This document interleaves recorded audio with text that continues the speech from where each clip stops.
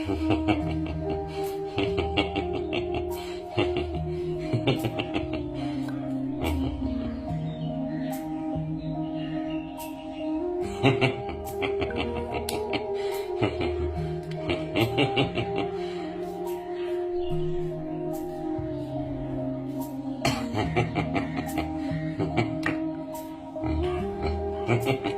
বুঝতেছেন?